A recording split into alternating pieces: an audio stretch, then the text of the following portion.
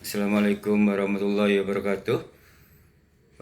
Teman-teman psikologi yang berbahagia, salam sejahtera untuk kita semuanya.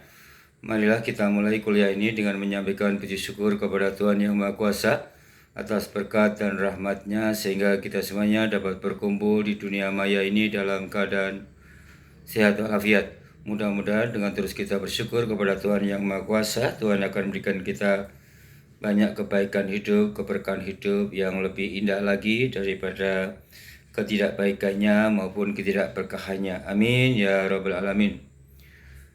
Yang kedua, kita doakan teman-teman kita yang tidak bisa hadir karena sakit atau karena halangan hal lain yang tidak bisa ditinggalkan. Mudah-mudahan Tuhan segera menolongnya dan bisa berkumpul kembali bersama kita semuanya. Amin.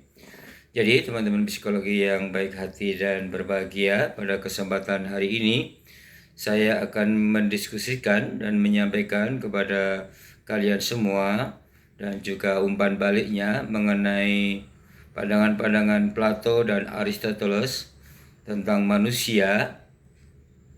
Yang kedua pandangan ini sangat mempengaruhi ya para filosof setelahnya, para psikolog setelahnya, yang kemudian melahirkan School of Thought atau madhab pemikiran itu, seperti Sigmund Freud, Erich Fromm, John Dewey, Abraham Maslow, Imam Ghazali atau Soren Kierkegaard dan sebagainya itu.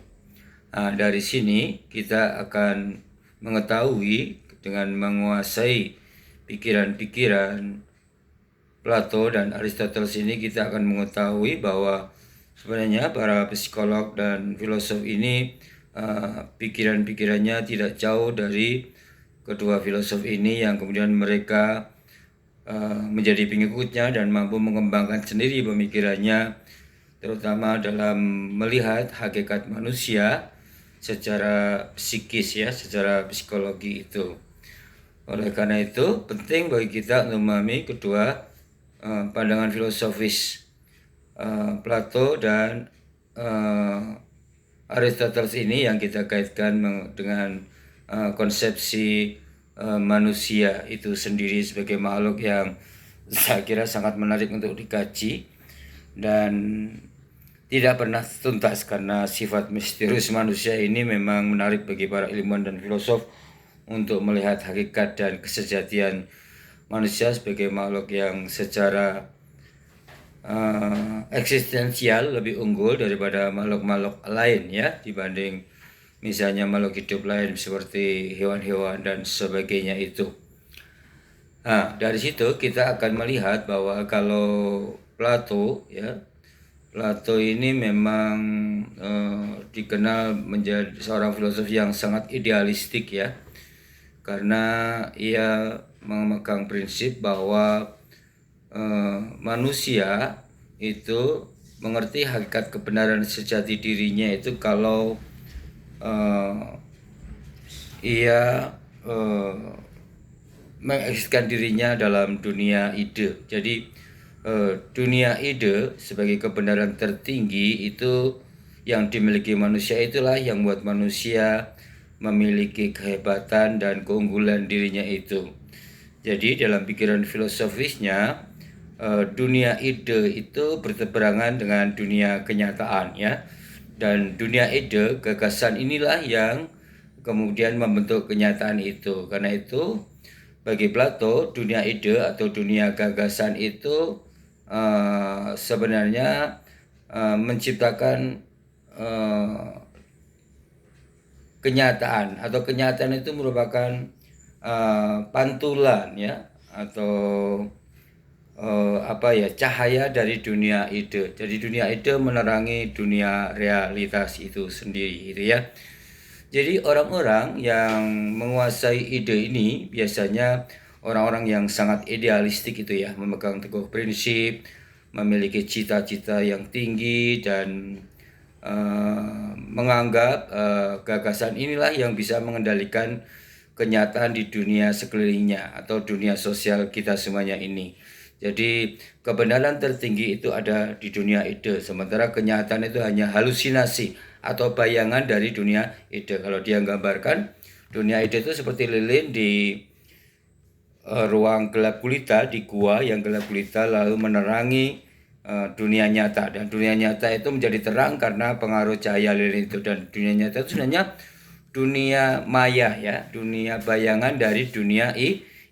Jadi kenyataan yang kita lihat sehari-hari itu sebenarnya adalah bayangan dari ide, dari pikiran-pikiran kita, sehingga kenyataan itu tidak mengandung kebenaran yang sejati, tapi kebenaran palsu itu.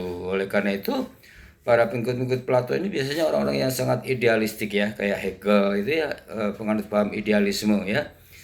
Ini juga sangat idealistik. Jadi orang-orang yang idealistik ini memang orang yang bertumbuh pada ide, gagasan itu menjadi prinsip tertinggi dalam menjelaskan hakikat dirinya sebagai manusia sejati itu, yang dengan gagasan itu dia bisa mengendalikan keadaan, memiliki prinsip-prinsip, nilai-nilai yang tidak gampang berubah, tidak mudah dipengaruhi oleh dunia nyata, karena dunia nyata itu justru malah hasil pengaruh dari gagasannya itu. Memang kelemahan dari idealisme ini adalah biasanya orang-orang yang mengandalkan pikiran atau gagasan ini orangnya kaku, ya, tidak fleksibel, karena memegang teguh prinsip ya jadi sangat kaku dan selalu menganggap pikirannya sendiri yang benar, dan kemudian dunia nyata tuh karena kesadaran dianggap sebagai kebenaran palsu, maka dia menolak semua kebenaran di dunia nyata itu, karena itu adalah dunia yang bayangan yang sebenarnya dari dunia ide.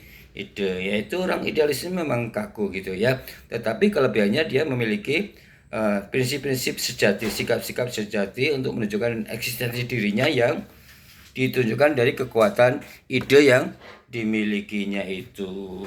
Nah, karena itulah kaum pembaharu itu biasanya memang banyak dari orang-orang yang memiliki ide-ide yang cemerlang, ya, gagasan-gagasan yang cemerlang yang bersifat platonis itu.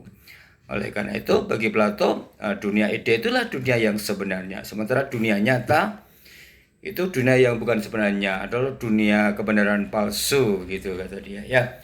Nah, berkebalikan dari Plato ini adalah Aristoteles, ya. Aristoteles mencoba melakukan antitesis dalam pikiran Plato itu. Jadi bagi Aristoteles, kalau kita berpikir sederhana dan bisa menyimpulkannya adalah bahwa justru dunia nyata inilah yang mempengaruhi gagasan-gagasan seseorang, gagasan-gagasan manusia, ide-ide manusia. Jadi hidup kita, pikiran-pikiran kita, keinginan-keinginan kita, hasrat-hasrat kita,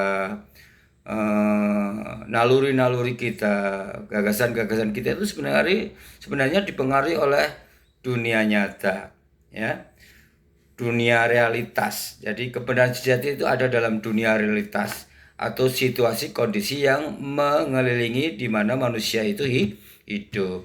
Justru dengan situasi dan kondisi inilah, dengan realitas inilah yang justru menciptakan kenyataan yang sebenarnya atau kebenaran yang sejati yang mempengaruhi gagasan-gagasan kita, ide-ide kita. Sebenarnya ide-ide kita itu sebenarnya kebenaran palsu karena dia lahir dari pengaruh dunia nyata atau panca indera kita, ya. Kita misalnya realitas kita itu kita mencium bau wangi gitu, ya.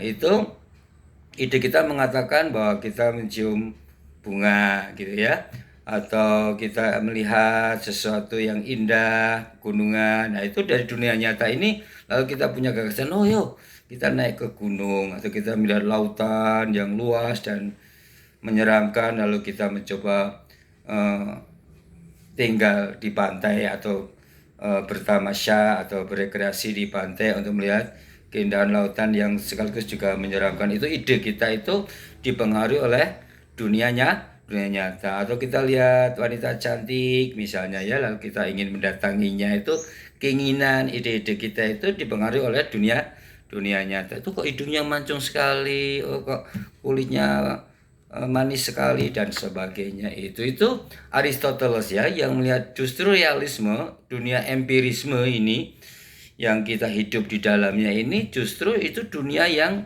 kebenaran yang sejati yang mempengaruhi gagasan-gagasan kita itu, mempengaruhi pikiran-pikiran kita, hasrat-hasrat kita ini.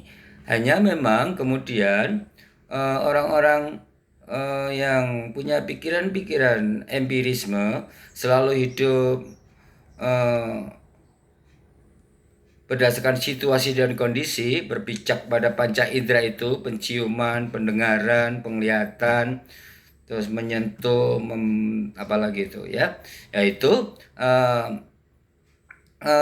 menjadi orangnya menjadi sangat pragmatis dan oportunis, ya itu kelemahannya. Tetapi di sisi lain dia sangat fleksibel, selalu mengikuti situasi yang selalu berubah. Ide-idenya jadi berubah karena perubahan situasi, jadi fleksibel. Tapi kelemahannya yaitu ya bisa menjadi sangat pragmatis dan oportunistik itu. Saya kira itu saja ya, pikiran yang bisa saya sampaikan. Yang gagasan-gagasan Aristoteles ini juga mempengaruhi Abraham Maslow, misalnya melihat manusianya dari sisi kebutuhannya saja, atau John Dewey, dan kemudian siapa lagi itu, siapa ya, ya John Dewey, Abraham Maslow, atau kebutuhan-kebutuhan manusia itu ya, atau Eric Fromm mungkin ya. Eric Fromm itu, tapi kemudian dia menggabungkan mungkin ya antara pikiran Marxis dengan antara pikiran Aristoteles dengan Plato itu. Imam Ghazali itu Platonis saya kira ya, karena melihat tingkatan manusia insan kamil yang hawanunatek ini derajatnya lebih tinggi daripada manusia lain, itu idealistik dia, Platonis itu ya. Saya kira itu saja yang bisa saya sampaikan. Lebihnya mohon maaf, silakan Anda kembangkan sendiri di buku-buku maupun di internet yang bisa Anda temukan. Sampai jumpa kembali di pertemuan selanjutnya. Terima kasih. Wassalamualaikum warahmatullahi wabarakatuh.